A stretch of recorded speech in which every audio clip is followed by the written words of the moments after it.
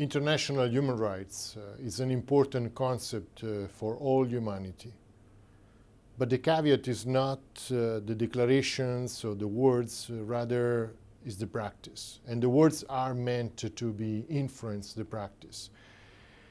Just in 2005, a few years ago, we were celebrating 60th anniversary of the Universal Declaration of Human Rights. And some of us at DePaul University participated into this conversation at the United Nations. And has been an important appointment because it's been also the beginning of the Human Rights Council at the United Nations, which is like the second level of authority after the Security Council, and respond directly to the General Assembly.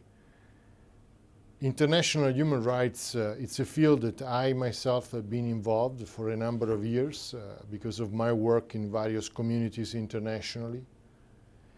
But I can say that there has been an evolution within those, starting from the 1948 declaration, in which Eleanor Roosevelt certainly played an important role, to today that we talk about not just the first generation of human rights, but also a second generation that does not focus simply on civic or basic human rights as well as political rights, but also on economic and social rights, which are equally important to address the welfare of humanity worldwide.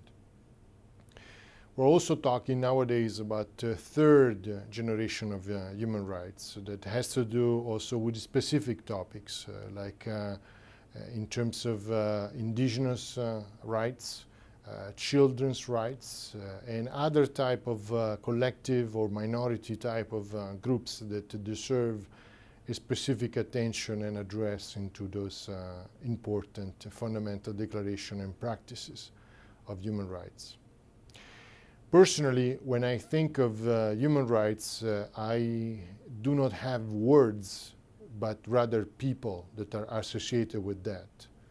One person is Mary Robinson, which is the former Higher Commission for Human Rights, former also President of Ireland, that in my conversation with her, she has told me how important those declarations like for indigenous rights have been in the international community. And I treasure those words along with other conversations I had with people like Rigoberta Menchú, 1992 Nobel Peace Prize laureate, a symbol for many indigenous rights that have not recognized or certainly violated for many years in Latin America and worldwide. So when we talk about international, universal human rights, we need to talk about specific contexts, specific situations, and only within that immersion, that kind of engagement, that we better understand how these important principles translate into practice.